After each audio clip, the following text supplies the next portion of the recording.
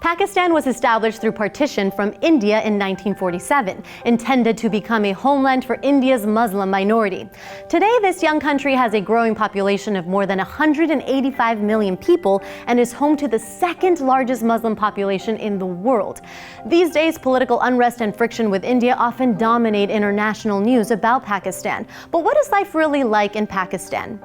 Well, today Pakistan is about 95% Muslim. There are populations practicing Hinduism and Christianity here, but for the vast majority of the country, to be Pakistani is to practice Islam.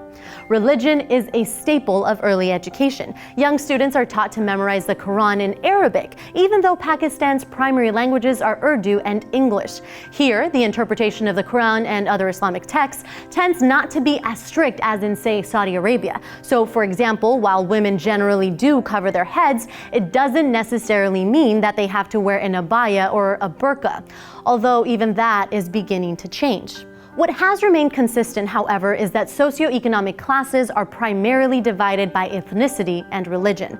The lower class represents about 65% of Pakistan, with ethnic groups like Baluchi, Pashtun, and Shia Muslim more likely to live in rural areas lacking fresh water, sanitation, medical, and educational resources.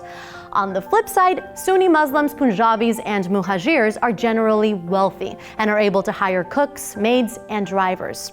What all socioeconomic classes have in common, though, is a deep respect for the elder members of their communities. Elders are introduced first in social situations. They are greatly valued for their wisdom and even get the best cuts of meats during every meal. But what about the younger generation? For young Pakistanis, school is not a given. Pakistan has almost 5.5 million children out of school. That's the second highest number in the world after Nigeria. If you're unable to pursue an education, you're most likely working in the agriculture or textile industry.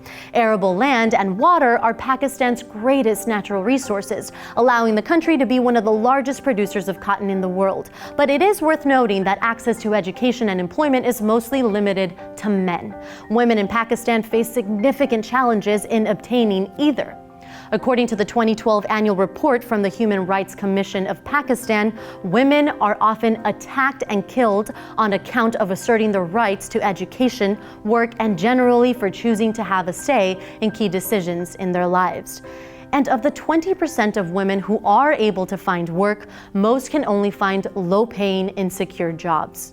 But Pakistani women are fighting for change. Activists are championing women's rights in education, society, and employment. Finally, being Pakistani means having to deal with a certain amount of political tumult on a regular basis. Since Pakistan gained independence from India in 1947, tensions between the two countries have remained at a slow boil.